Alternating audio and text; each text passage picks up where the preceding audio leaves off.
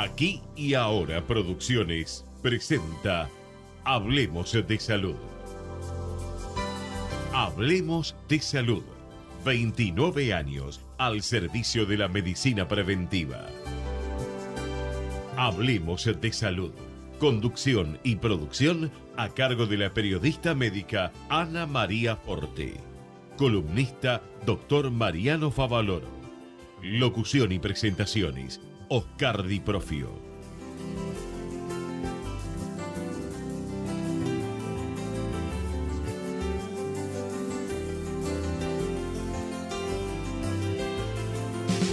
Ya podés ser parte de la Universidad de Morón, con más de 80 propuestas académicas, carreras presenciales y a distancia, con anexos en Capital Federal y Gran Buenos Aires. Informate al 5627-2020 o en www.unimorón.edu.ar.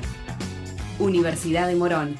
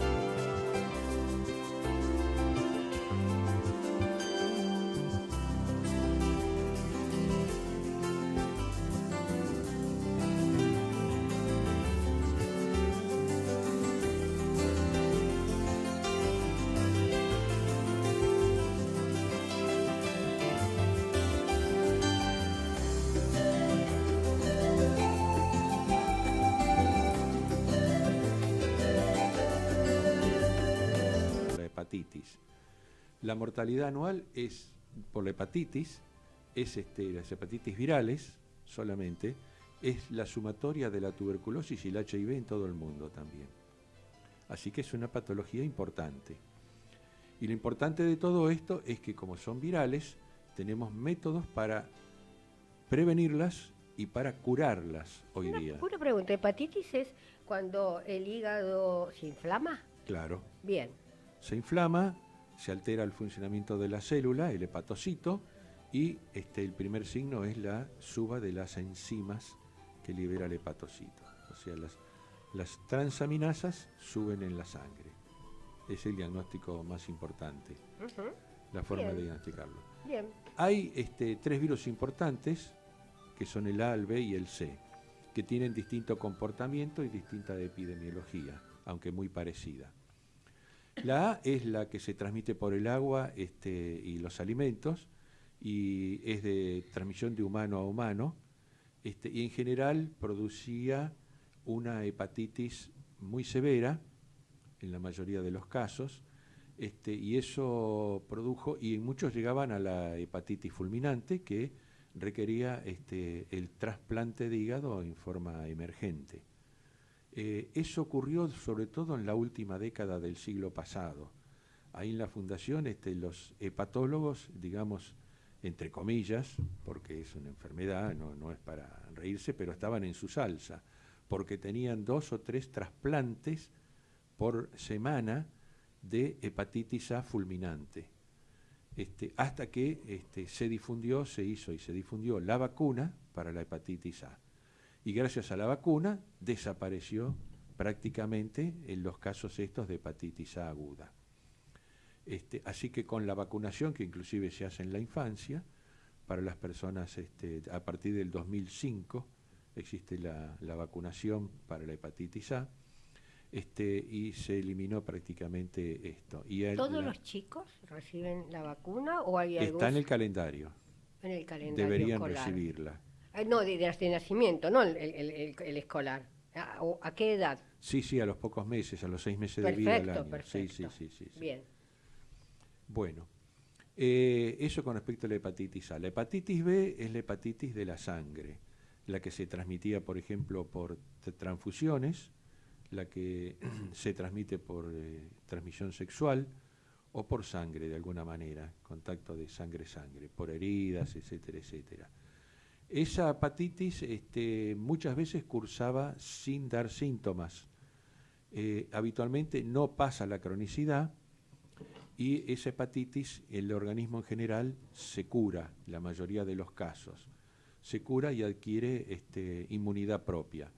La hepatitis B, que es la que se transmite muchas veces o se adquiría en el ambiente médico a través de las cirugías y las agujas, etcétera, etcétera, es la que hoy día se debe hacer prevención en el ámbito de la salud, o sea, cada 3, 4 o 5 años, todos los actores de salud que están en contacto activo con pacientes tienen que hacerse la serología para ver si tienen o no inmunidad para el virus de la hepatitis B y en caso de no tenerla, darse la vacunación completa, que son 3 dosis. Por ejemplo, Una por mes, o sea, una al mes la segunda dosis y a los 2 meses la tercera dosis. por ejemplo, el médico está en quirófano, obvio que tiene los guantes de látex, ¿no es cierto? Sí, Ahora está, bueno, hay todo un conflicto, ¿no es cierto?, por algo que dijo un médico con respecto a prevención de SIDA a través de profiláctico o prevención no solo de SIDA, tenemos un sinnúmero de enfermedades infectocontagiosas, ¿no es cierto? sí, sí. Bueno, eso fue un lamentable error. ¿Qué va a ser? Por eso, no voy a eso. Hay lamentables errores mortales también, ¿no es cierto? Sí, sí, sí. Correcto. Lo importante es corregirlo. Lo importante es corregirlo. Tendría que corregirlo entonces. Bien. Sí, creo que ya todos más o menos lo han corregido. No. Han Quien dicho- comete un error lo corrige. Y quien no lo corrige es que cree que no cometió un error. Sí. Entonces, que nosotros tratemos de salvar una situación, por supuesto que no estamos libres de nada, pero quien tiene un micrófono y quien tiene una trayectoria tiene que cuidarse mucho en lo que dice. Influye la edad, influye los nervios, influyen muchas cosas, porque no son periodistas, son médicos que transmiten noticias. Imperdonable sería un periodista. Vuelvo. Si la persona que la están operando tiene hepatitis B y se pincha el guante con el cual está trabajando el profesional en quirófano, el cirujano, ¿corre riesgo de infección? Sí. Bien, entonces eso es importante. Y por eso los pacientes, cualquier acto quirúrgico que se realiza, hay que hacerle lo que se llama en el prequirúrgico, parte del prequirúrgico es una serología completa para Chagas, hepatitis y Bien. muchas enfermedades más, Bien, para justamente prevenirse. Inclusive Bien. el HIV, se operan pacientes con HIV, pero cuando uno sabe que es HIV positivo, toma unos recaudos muy especiales. El quirófano se transforma en un departamento de la NASA, digamos. Se toman medidas especiales. perfecto, perfecto. Bien, continuamos, Mariano. Bien. Esta hepatitis, como dijimos, generalmente no mata al paciente y no tiene mucha tendencia tampoco a pasar a la cronicidad, como sí pasa con la hepatitis C. La hepatitis C es más insidiosa, no da tantos síntomas agudos y en general tiene mucha más tendencia a pasar a la cronicidad. Eso quiere decir que da una hepatitis crónica, y una inflamación continua y crónica del hígado que va deteriorando su funcionamiento y que en muchos casos, cuando tiene muchos años, a veces está más de 10 o 20 años sin ser diagnosticada, pero estando presente en el hígado, en una persona portadora, puede tener incidencia en la aparición del hepatocarcinoma, o sea, el cáncer de hígado, por esta actividad del virus. Tanto la B como la C hoy día tienen tratamiento específico, muy efectivo, que realmente cura al paciente. Tiene pocos efectos colaterales, ha bajado mucho el costo y entonces eso hoy día es moderadamente accesible. Y sobre todo es eso, se cura al paciente y no solo se cura a él, sino que deja de ser portador asintomático, que es lo Bien. más importante. Entonces, tener en cuenta de cumplir el calendario para los chiquitos, ¿no es cierto? Así es. Las vacunas son buenas, Es lo mejor que tenemos en la prevención para las enfermedades, obviamente infectocontagiosas. Y en sí para toda, o sea, cuando sale una vacuna está comprobado de que realmente son buenas. Sí. Y se terminó grandes epidemias, ¿no? Como yo recuerdo de muy chiquita con el problema de la poliomielitis, ¿no? Así es. Entonces fue todo un hallazgo la vacuna. Que hubo 2 vacunas, una inyectable y la otra oral, que la perfeccionó, y las dos fueron muy efectivas, y gracias a eso se dominó una epidemia que teníamos acá en la Argentina, inclusive. Yo recuerdo la del que nos gustaba el terroncito de azúcar.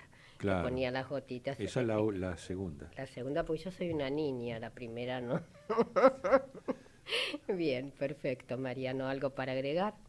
No, eso, hacer la prevención, diagnóstico y prevención. Y los controles médicos periódicos y un análisis clínico todos los años, sobre todo después cuando uno es adulto, 30, 40, 50 años, no le viene mal a nadie y se puede prevenir muchas enfermedades crónicas. Perfecto, o sea que lo importante es la prevención. La prevención. Y cuando vos hablaste de que afecta al hígado, ¿no? Dentro, digamos, de los trasplantes, el hígado es, no se puede decir el más fácil, porque no hay nada fácil en cirugía. Yo diría un órgano noble. Es un órgano noble porque no se necesita completo el órgano reemplazarlo, sino que con que un donante que quizá pueda ser un familiar, con un trocito de hígado, el hígado se reproduce, ¿no? Se hipertrofia y crece y toma toda su funcionalidad. Ajá. Y lo más importante es eso, que se puede utilizar donante vivo, relacionado o no, pero donante vivo, es muy importante eso. Exacto. Y que no se disminuye para nada en la capacidad de funcionamiento hepático, porque se le saca un lóbulo el más pequeño y queda prácticamente con todo el hígado. Y quedan sanos los dos, y yo sé que el donante muy rápido sale, digamos, del trance de lo que es una donación, ¿no? Claro, y se recupera, obviamente. Recupera rápidamente. Yo me acuerdo de la época en el Hospital Tornú, el Instituto de Investigaciones Médicas, donde había hígados de cerdo que se los ponía en una solución especial, en una palangana, al lado del paciente, y se perfundía el paciente con el hígado de cerdo para que no se muriera por insuficiencia hepática. ¿Qué quiere decir esa palabra que dijiste? ¿Cuál palabra? Perfum. Se hacía circular sangre del paciente por el hígado de cerdo, que estaba ahí en la mesita de luz para que la gente entienda, sí. Y de esa manera se suplía el funcionamiento del hígado que no tenía el paciente. Momentáneamente para que sobreviviera. Porque no puede ir hígado de paciente al hígado de humano. Por supuesto, era circunstancial. Bien. Por ahora no, si no entramos en otro capítulo de los trasplantes y la clonación de animales con genética humana para tener el órgano propio a futuro. ¿Cómo? Esa es una de las técnicas que se están desarrollando, quieren desarrollar. Y crear un animal con genética humana. Crear el animal con genética humana. Entonces va a tener una inmunidad muy parecida a la humana, y entonces va a haber mucho menos rechazo, y generalmente eso se puede hacer con un animal para uno propio, con la genética de uno. Entonces uno se fabrica el hígado para dentro de 10 o 20 años, o 8 años, porque el cerdo no vive tanto. No vive mucho. Ajá. Pero es así. Genial. Lo que ha avanzado, nosotros tenemos el programa al aire hace de 29 años, ¿no es cierto? Parece 29 siglos, porque ha avanzado todo, tanto que es impresionante cómo avanza todo y cómo quedó rezagado, digamos, la parte del profesional, la parte humana del profesional, ¿no es cierto? Ayer estábamos hablando con un grupo de profesionales en el cual decíamos, ¿cómo puede ser, ¿no?, que una obra social de 7 minutos para atender a un paciente, para diagnosticar, para revisarlo, para preguntarle de sus padres, y como antiguamente, no hace muchos siglos atrás, estamos hablando de simplemente 20 años atrás, el médico tenía hora y media para dedicarle al paciente. Obvio que si va con un resfrío no se necesita ese tiempo, pero hay enfermedades raras, hay enfermedades poco frecuentes y hay enfermedades de difícil diagnóstico que si no se indaga al paciente no se llega nunca, porque crean que el paciente, hay que creer esto, es el que da el diagnóstico, porque si yo digo me toco el pecho, me duele acá, bueno, acá puede haber un problema muscular, un problema, pero el que sabe el dolor es el paciente, y el médico con un buen oído lo descubre, pero si no tiene tiempo, entonces ahora se corre detrás de un montón de cosas y se deja de lado algo tan importante como es escuchar al paciente.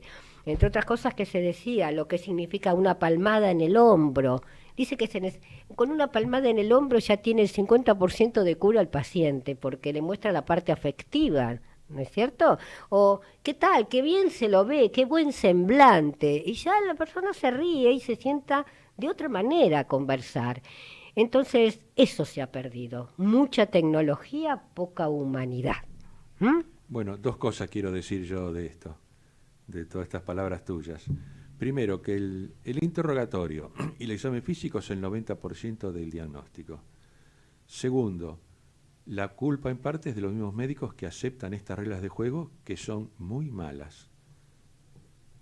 Se ha mercantilizado todo y entonces es difícil cambiar esto, pero deberíamos cambiarlo. Claro, antiguamente no y por eso existían... existen tantos juicios de mala praxis, porque la gente se da cuenta que no tienen tiempo de ver al paciente y hay más errores médicos de los que debería haber, sin ninguna duda. Uh-huh. Y la culpa es del mismo médico que acepta estas reglas de juego. Y yo digo que las obras sociales, por un lado fueron buenas, o son buenas, y por el otro lado son pésimas, porque están regulando, digamos, una tarifa que es miserable, entonces el médico tiene que atender 40 personas en un día y realmente 40 horas el día no lo tiene y 8 lo utiliza para dormir.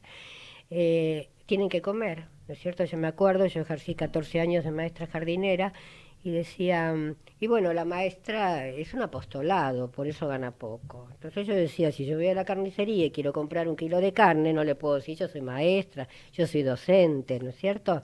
Entonces, bueno, son cosas que se tienen que ir revirtiendo con el tiempo, porque al paso que realmente va la medicina, ya digo, mucha tecnología, poca humanidad.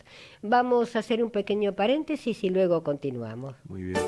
Señor empresario o profesional de la salud, la difusión de su producto o servicio a través de nuestro programa es el medio más eficaz para acceder al público. Comuníquese con el Departamento de Publicidad 154-989-0420. En la ciudad, la red integral de monitoreo ya cuenta con más de 8.000 cámaras entre calles, subtes y colectivos para detectar alertas en tiempo real, además del anillo digital de monitoreo de patentes. Juntos, seguimos avanzando hacia una ciudad más segura. Buenos Aires Ciudad.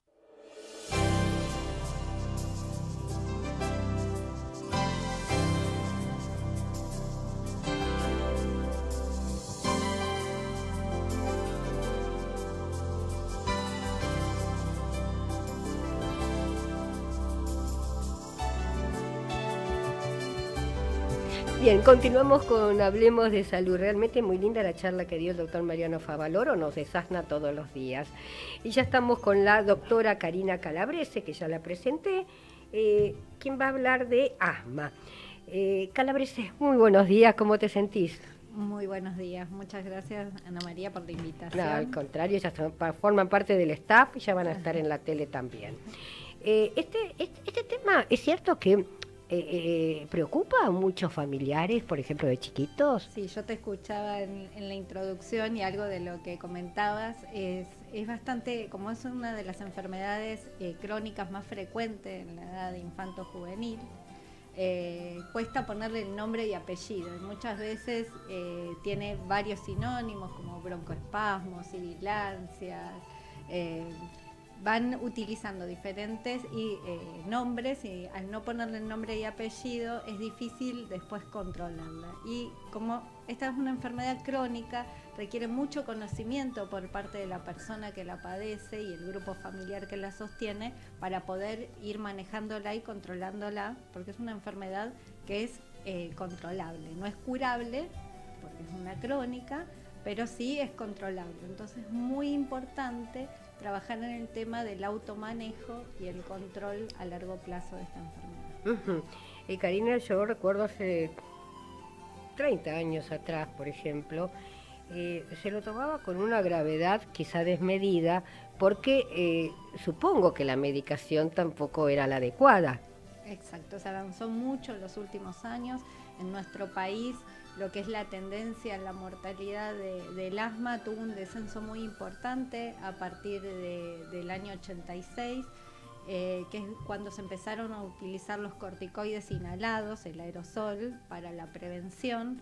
Y a partir de ahí, y de tener un buen manejo y conocer más de la enfermedad, se descendió mucho la mortalidad en la década del 90. Lamentablemente en la actualidad se sigue muriendo gente por asma, que eso es algo imperdonable, porque existe un tratamiento adecuado y controlable para que las personas puedan tener una vida normal durante todo el tiempo. Se le teme al ataque, como se decía antiguamente, ¿no es cierto? El ataque de asma. Exactamente, la crisis asmática. Entonces también por eso es muy importante que nosotros podamos educar a la persona cómo manejarse en el caso de que se desencadene una crisis.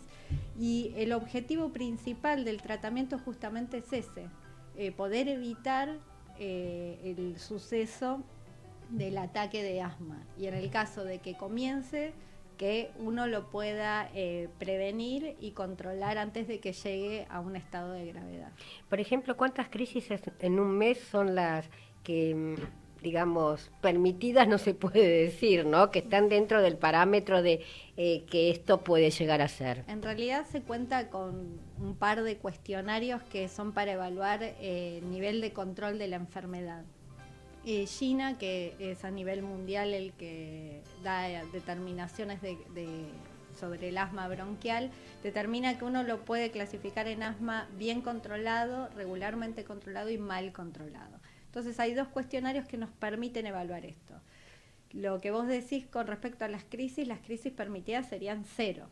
Para que nosotros digamos que un paciente está bien controlado, no debería tener ninguna exacerbación, ninguna crisis, porque con el tratamiento adecuado para ese momento no debería tener ninguna crisis. Esta es una enfermedad que tiene una característica que es variable en el tiempo y en la misma persona también.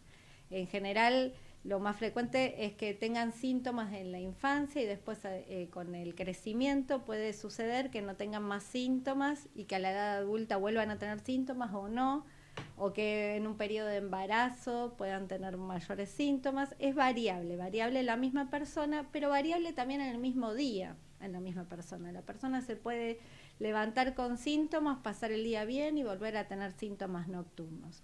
Entonces uno con la medicación va tratando de que no tenga síntomas ese paciente. Y esa medicación puede ser una para ese momento de la vida, y luego descender ese tratamiento o aumentar ese tratamiento.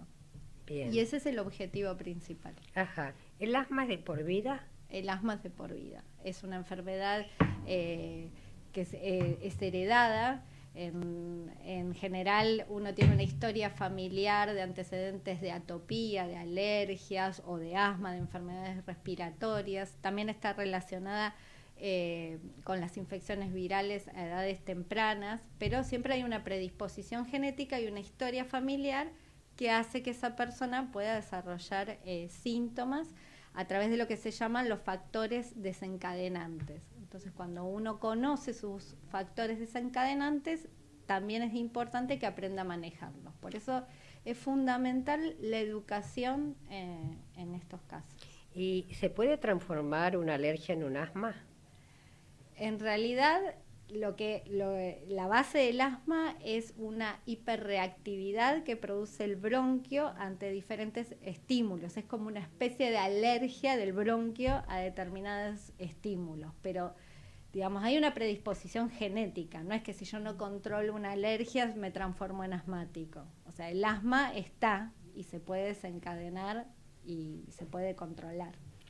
Por ejemplo, el paciente, y me refiero más ahora a los chicos, ¿no es cierto?, tienen que estar en un ambiente adecuado. Por ejemplo, cuando hay una alergia no puede tener los muñequitos de peluche, alfombras, etcétera. En este caso... Exactamente, es fundamental lo que vos decís, por eso antes cuando comentabas el tema del tiempo de la consulta, es muy importante en este tipo de enfermedades trabajar el tema de la educación y poder evitar, es tanto en los niños como en los adultos, ¿no? Porque, y en las enfermedades respiratorias en general, tener los ambientes libres de humo, es importante que esta, como te dije, es una enfermedad mucho más frecuente en los niños. Se estima que aproximadamente en nuestro país hay 3 millones de niños que padecen asma en sus diferentes grados de severidad, aunque no es poco frecuente en adultos. En los últimos años hicimos una encuesta de prevalencia y dio una estimación de 1 millón de casos en personas adultas. Así que bueno, se trata de trabajar esto que vos decías, ambientes libres de humo, no fumar, en ambientes cerrados y no fumar en lo posible, y evitar todo lo que es el polvo y los ácaros que se depositan en el polvo. Entonces es importante no tener cosas que acumulen polvo, como decías, los peluches, alfombras, lavar las cortinas y los acolchados por lo menos una vez por mes y ponerlos al sol para eliminar los ácaros del ambiente, evitar la humedad de los ambientes. Y después hay factores desencadenantes propios de cada uno, que puede ser algún alimento, algún fármaco. Y uno de los factores desencadenantes principales son las infecciones virales. Por eso también es importante controlar, y el tema de la prevención con la vacunación en este grupo. Bien, hace muchos años atrás se decía el asmático debe vivir en Córdoba, pero en Córdoba también hay asmáticos, descubrieron. Exactamente, sí, se los mandaba a Córdoba a vivir. No, ahora hay tratamientos que pueden controlar. Sí es cierto que el asma en los últimos años ha crecido a nivel mundial y a nivel de nuestro país también, por el tema de la urbanización, ¿no? La transición epidemiológica que hay de las enfermedades infecciosas a las enfermedades crónicas tiene que ver, además de por el aumento del envejecimiento de la población, por el tema de la urbanización. En nuestro país la población urbanizada representa casi el 90%, entonces es una enfermedad que es de grandes ciudades por todo el tema que tiene que ver con la contaminación del aire y los factores desencadenantes. Bien, ¿por qué se le teme o preocupan los padres cuando chiquito le dan los aerosoles? Bueno, hay muchos mitos con el tema de los aerosoles, ¿no? Hay el mito de la adicción al aerosol, los aerosoles no producen adicción. Se utiliza la medicación inhalada, que puede ser en aerosol o en polvo seco, y eso es para poder ir al órgano blanco, o sea, ir al pulmón, evitando tener efectos sistémicos como es el resto del organismo. Muchas veces cuando están mal controlados, o antes se utilizaban muchos corticoides por vía oral, que tiene impacto en diferentes órganos. Entonces esta terapia, digamos, es la adecuada a nivel inhalatorio, y hay que educarlo para el momento del preventivo, que en general se inhala durante todos los días, y que es el corticoide inhalado como base, y después tenemos los broncodilatadores, que son los que abren el bronquio en el momento que le falta el aire, que es como abrir la ventana para que me entre el aire. Y el corticoide sería como barrer todos los días mi habitación y mantenerlo limpio, pero no generan adicción. Sí, también hay otro mito con el salbutamol, que es el broncodilatador de acción corta, que al producir una estimulación también cardíaca, produce una taquicardia, pero que cede a los pocos minutos. Entonces hay que enseñarle también el adecuado uso y advertirlos de lo que van a sentir en ese momento. Calabresa, yo ejercí de maestra jardinera 14 años, y ya nosotros nos dábamos cuenta de los chiquitos con problemas respiratorios o con asma, porque tenían la cara de luna. por la cantidad de corticoides que se le daba antiguamente, ¿no? Claro, exactamente, por eso eso es lo que conversábamos, con todo el adelanto que hay en la medicina últimamente se ha avanzado mucho en el desarrollo de la terapia inhalatoria, diferentes broncodilatadores, incluso hay medicaciones específicas que tienen que ver con inhibidores de la prostaglandina para los asmáticos, como son los Montelukast y ese tipo de drogas por vía oral, que no son corticoides orales. Sí se utilizan corticoides orales por periodos determinados cuando hay una exacerbación de la enfermedad, pero si no se trata de evitar estos medicamentos. Bien, ¿se puede llegar a confundir el asma con algún otro tipo de enfermedad hoy en día? El diagnóstico diferencial más importante, sobre todo en las personas adultas, tiene que ver con la EPOC. La EPOC es la enfermedad pulmonar obstructiva crónica, que también es una obstrucción de los bronquios, pero es de manera fija. El asma es variable. El asma puede hoy tener una obstrucción, mañana le hago una espirometría, que es un estudio objetivo para ver la función del pulmón, y está normal. En cambio, en la EPOC es una obstrucción fija y está más relacionada con el hábito de fumar, mayoritariamente. ¿Y puede tener algún tipo de erupción en el cuerpo? Puede estar, claro, se relaciona con otras enfermedades de tipo alérgico, por ahí hay niños que pueden tener relacionado con dermatitis, se asocia mucho con rinitis alérgica, esto que a la vez se les tapa la nariz, andan con congestión o el agüita continua, claro, ¿no es cierto? Porque está relacionada con todos esos temas. Y otro tema importante con el que se relaciona y uno tiene que interrogar al paciente y controlarlo es con el reflujo gastroesofágico, que también produce un aumento de los síntomas respiratorios.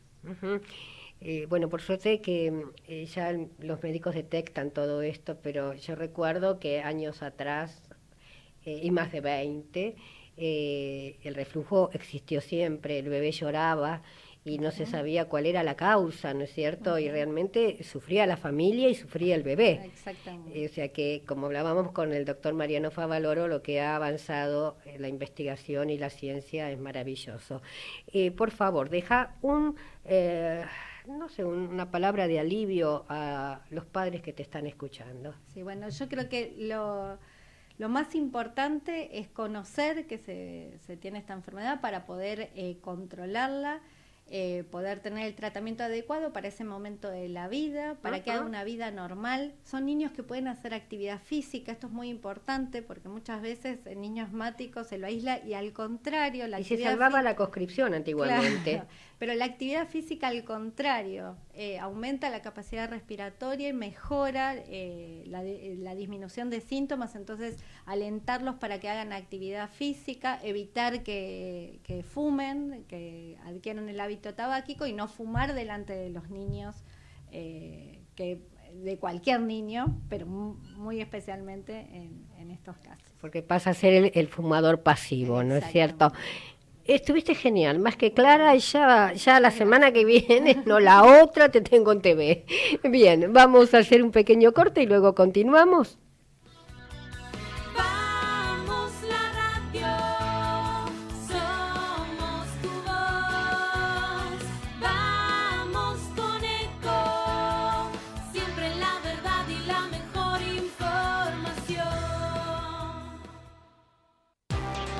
¡Ay, pero qué tarde! ¿Qué se me hizo? Me tengo que apurar porque si no, no llego.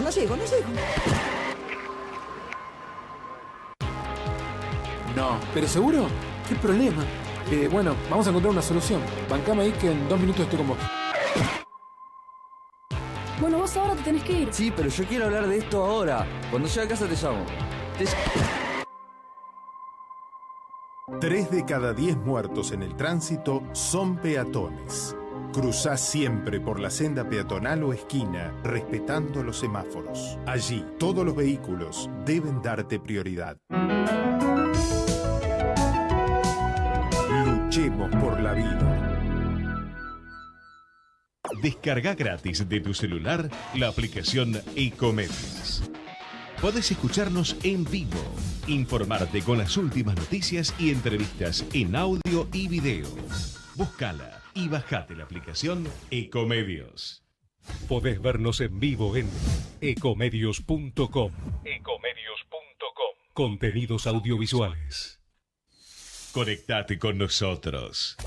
Línea directa 4-325-1220.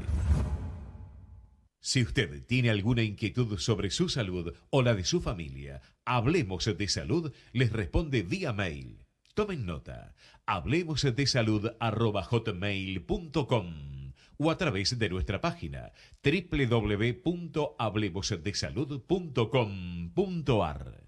Cuando el juego se vuelve una necesidad, deja de ser un juego. Entre todos, podemos prevenir la ludopatía. Pedí ayuda llamando al 0800-444-4000. Lotería de la Provincia de Buenos Aires. Buenos Aires Provincia. Entre todos, podemos más. Ya podés ser parte de la Universidad de Morón, con más de 80 propuestas académicas, carreras presenciales y a distancia, con anexos en Capital Federal y Gran Buenos Aires. Informate al 5627-2020 o en www.unimorón.edu.ar. Universidad de Morón. Profesora Karina Uranga, cosmiatra, tratamientos faciales y corporales personalizados. Para contactarse 011 69 68 11 12 o vía mail karinauranga@hotmail.com. En la ciudad seguimos sumando cada vez más controles en las calles y ya secuestramos más de 10.000 motos ilegales en el último año. Juntos seguimos avanzando hacia una ciudad más segura. Buenos Aires Ciudad.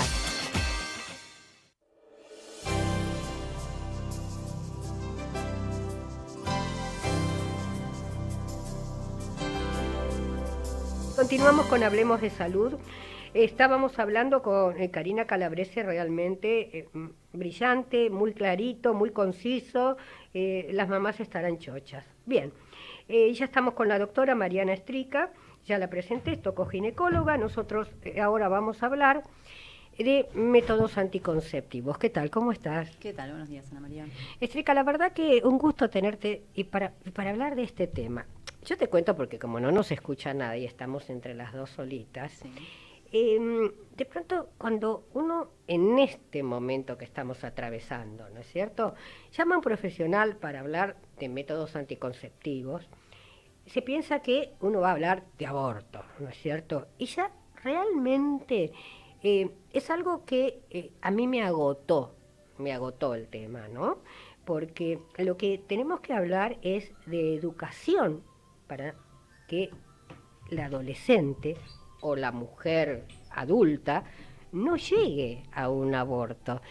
Yo quiero enfocarlo más hacia la adolescencia, porque quieras o no, ya la mujer adulta piensa de diferente manera, tiene su método, vamos a pensarlo. Por eso vamos a dar todas las posibilidades, ¿te parece? Sí.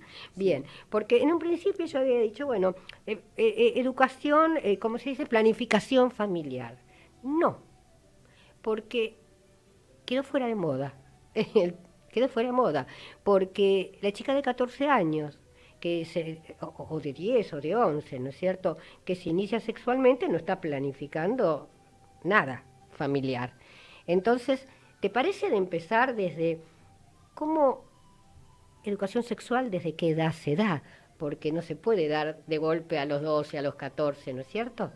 Sí, en realidad nosotros apuntamos a lo que es educación sexual en las pacientes que inician relaciones sexuales, pero ya desde antes empezar a educar a esa paciente de cuál es la mejor forma de cuidarse a ella misma. Esto no tiene una edad que se establece, bueno, a los 11, a los 12. ¿Sí? Hay que tener en cuenta también el inicio de sus menstruaciones, de sus periodos menstruales, pero a partir de que la paciente empieza a generar interés, está interesante esto de empezar a educarla un poco de cuál es la mejor forma en la que ella se pueda cuidar en las decisiones que tome. Es mejor tomar siempre decisiones teniendo conciencia y sabiendo para poder tomar mejores decisiones, ¿no? En general lo que vamos haciendo es, a partir de que la paciente, la niña, empieza a tener sus menstruaciones, empezamos a educarla en cómo funciona su cuerpo, ¿sí? Qué significan todos estos cambios que va a ir sufriendo a lo largo del tiempo y qué significa que ella empieza a tener periodos menstruales. Es decir, inicia una vida fértil, empieza a tener la capacidad de poder quedar embarazada. yo siempre les digo, esto no significa que vos vayas a quedar embarazada dentro de un poco tiempo, sino que ya tu vida fértil ha iniciado. De ahí en adelante hay que ver, bueno, sus relaciones, qué interés muestra por los chicos, diferentes situaciones. Y de ahí, bueno, se le empieza a mostrar todo un abanico de opciones y de decisiones que ella puede ir tomando para cuidarse ella misma. Uh-huh. Mariana, yo te cuento algo, no es que me lo contaron, ¿no es cierto? Porque es un caso que dice, ay, ¿cómo va a poder ser? Yo te aseguro que me lo contaron. Está ahí, conozco a la persona. Un chiquito de 10 años fue papá con una nena de 16, ¿está? Sí. Entonces, ¿cómo uno sabe, ¿no?, que ese chiquito ya estaba preparado para ser padre físicamente? O sea, sus espermas, ¿no es cierto?, sí, le permitían ser papá cuando estaba todavía jugando con los autitos. Entonces, esto es un caso raro, pero no es el único. Es el caso raro que yo conozco a la familia. ¿Cómo se encara? ¿Cómo se encara un tema así? Hay que hablarlo, no cuando, por ejemplo, la chica tenga su primera menstruación, porque ya es tarde quizá, porque capaz que muchos la tienen en silencio, porque, uy, ¿y esto de qué se trata? Sí, ahí principalmente, sí. Principalmente, bueno, obviamente es el apoyo familiar y la contención que ese niño o niña reciba. Ajá. Tengamos en cuenta que la menstruación en general no es el primer evento en el desarrollo puberal, que es el desarrollo del niño, el pasaje del niño al adolescente. Empieza a haber un montón de signos previos y eso ya se puede ir notando entre 1 y 2 años antes de que aparezca en la mujer la menarca, que es la primera menstruación, ¿sí? Primero aparece el desarrollo de las mamas, ¿sí? Aparece los vellos, ¿sí? Los pelitos en las zonas púbica, en la zona axilar, en las piernas, empiezan a tener otro desarrollo y finalmente pegan un estirón. Lo que uno le dice de pronto, de un verano a otro pegó un estirón, bueno, ese también es otro de los hitos en el desarrollo puberal, ¿sí? En el desarrollo del niño, que ya nos van diciendo que ese niño se prepara para entrar en la edad fértil. Esto es como para anticipar un poco cuál es la situación. Después, obviamente, la contención familiar y la apertura que tenga ese chico para poder hablar, no sé si con su madre, pero con sus hermanos o con un profesional y alguno de los mayores, hasta inclusive con sus maestros y profesores del colegio, que pueden acercarlo y vincularlo a un ginecólogo infanto-juvenil. Tenemos especialistas que, bueno, yo me dedico mucho a lo que es infanto-juvenil, pero que podemos llegar a orientar a este chico o chica de qué es lo que está pasando con su cuerpo y qué es lo que significa que empiece a tener una capacidad de fértil. Uh-huh. En general me parece que va más que nada por la contención y la capacidad que tenga ese chico de poder hablar. Bien. Estrica, algunas veces las mamás pueden pensar, ¿no es cierto?, no todas, bueno, si yo le doy el método es que le estoy dando la piedra libre para que tenga relaciones sexuales a los 12, 14 años. Sí, en realidad ahí es cuando se hace se intenta hacer una especie de trato entre la necesidad del chico, ¿sí? Y la forma en que nos podemos asegurar de que ese chico se cuide, ¿sí? No es solo pensar que con el método anticonceptivo va a hacerlo o dejar de hacerlo, es bastante cerrado, diría. Es como que primero la orientación tiene que ir hacia la educación, hacia cómo se tiene que cuidar ella misma, cómo tiene que proteger su cuerpo y qué decisiones va a tomar. Y segundo, es complementario el método anticonceptivo, pero primero está su cabeza y qué es lo que va a hacer con ese método anticonceptivo, cómo lo va a utilizar. Porque tener un método anticonceptivo y no utilizarlo o utilizarlo mal es lo mismo que nada. Uh-huh. Entonces, no vamos a poner todos en la misma bolsa, ¿no es cierto? Yo algunas veces veo cuando van entrando los boliches, porque bueno, van más tempranito los chicos y después los mayores entran 2, 3 de la mañana. Y se ven las grandes colas de chicas de 12, 13 años. Y a mí me contaron que algunas veces hasta tienen relaciones en el boliche y no solo con un solo chico. ¿Cómo maneja esta parte la mamá? Bueno, es difícil. Las preguntas que te hago son dificilísimas, sí, lo sé. No, pero bueno, en realidad es un tema de actualidad, es algo que sucede. Yo creo que más de lo mismo, yo creo que apunta todo a la charla, la apertura que puede tener, la conexión que puede tener con su mamá, para poder charlar de todas estas cosas. Siempre se recomienda desde el día 1 que cualquier niña joven o cualquier adolescente que empieza a tener relaciones use como método el preservativo. El preservativo es un método de barrera y conocemos que es el único método que previene la transmisión de enfermedades sexuales, ¿sí? Inclusive, como hablaban antes de la hepatitis B, ¿sí? Es una de las enfermedades importantes que se puede transmitir por vía sexual, el HIV, sífilis. Hay un gran abanico de enfermedades de transmisión sexual que son silentes, le llamamos silentes a aquellas enfermedades que van silenciosas, que no sabemos que nos estamos contagiando y quizás el día de mañana nos traigan un problema, bacterias, ¿sí? Que uno se puede contagiar. Entonces, en realidad el apoyo psicológico de esa chica, de por qué se comporta así o por qué no, me parece que va por la familia y la contención que tenga esa familia y siempre apuntar a educarla sexualmente, la decisión que tomes de forma responsable, ¿sí? Para que no sufras el día de mañana, ¿sí? Es la forma de prevenir. Bien, según las edades, ¿cuáles son los métodos anticonceptivos que existen actualmente? Bien, se tiene en cuenta, además de la edad, varios antecedentes personales de la paciente. No es lo mismo una paciente que ha tenido embarazos, no es lo mismo una paciente que tiene pareja estable, no es lo mismo, como vos decís, la edad de la paciente.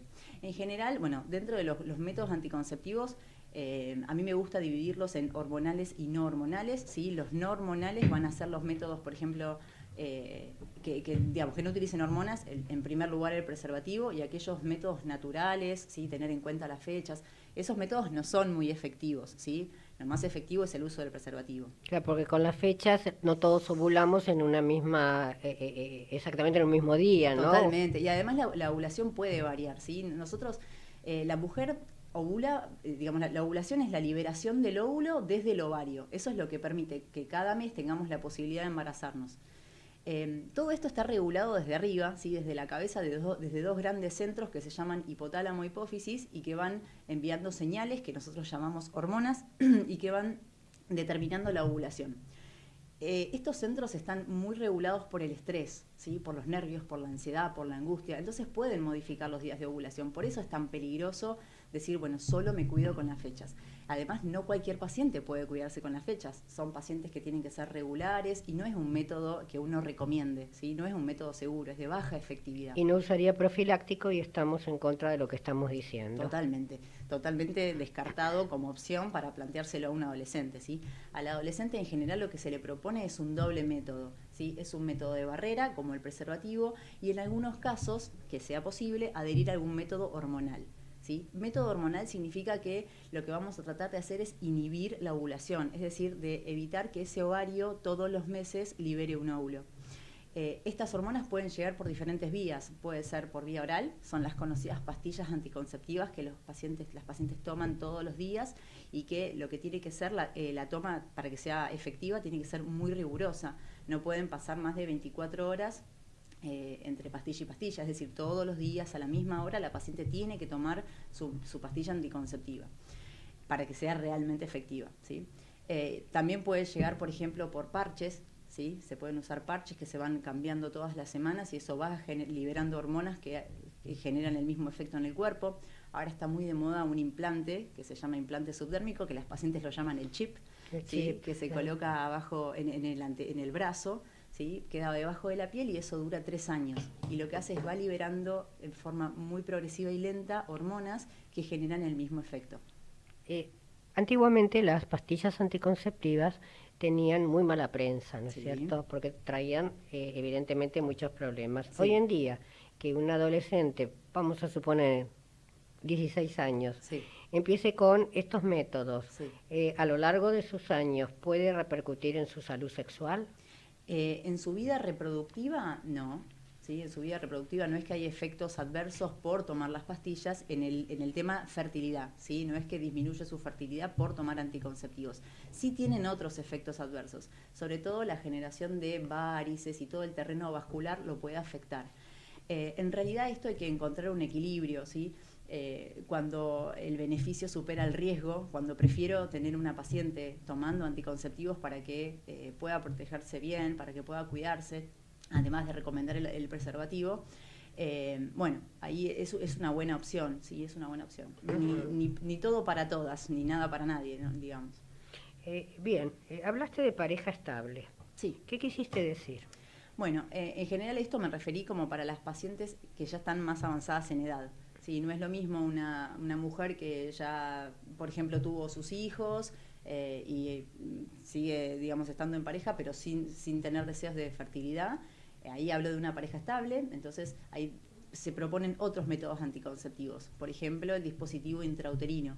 ¿Sí? Existen 2 dispositivos intrauterinos, uno que en general se usa que es de cobre, ¿sí? Y otro que libera hormonas, entonces tiene un doble efecto. Esto ya se propone para pacientes que tengan un poco más de edad y que en general tengan parejas estables, entonces la transmisión de enfermedades sexuales en general es menor que con respecto a la paciente que no tiene pareja estable. Estrica, acá el programa se caracteriza por tratar de desalmidonar la medicina y buscarle todos los vericuetos que existen, y yo escucho mucho a la gente y le escuché mucho a través de tantos años.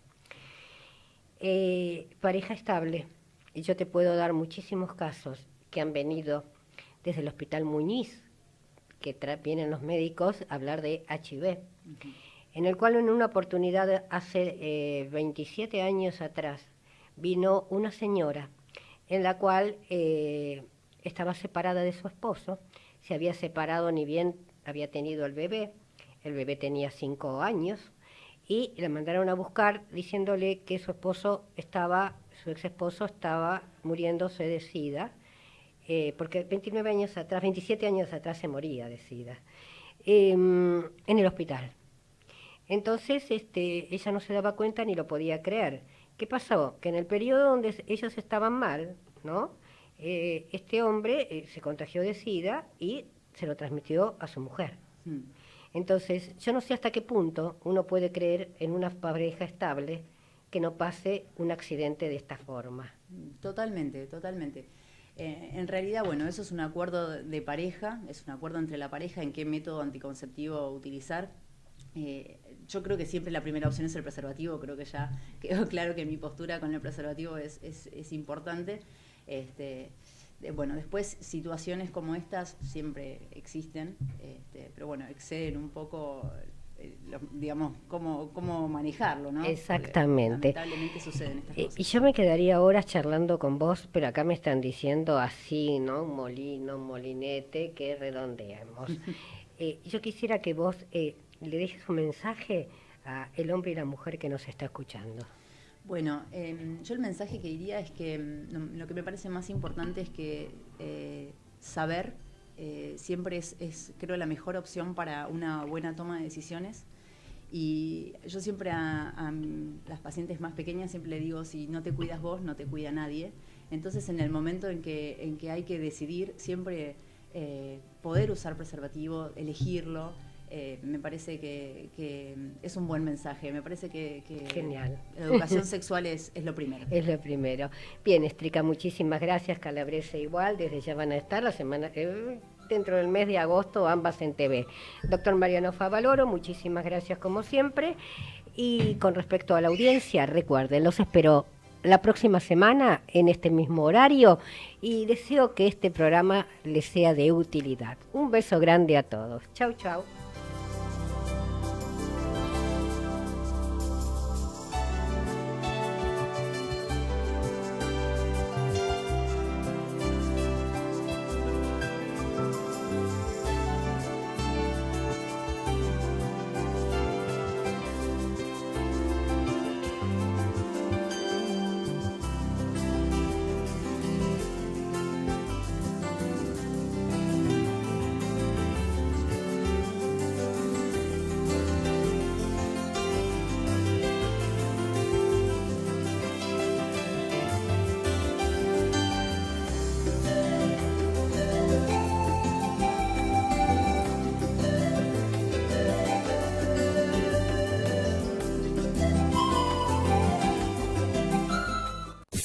Desde Buenos Aires, transmite LRI 224, AM 1220, Ecomedios.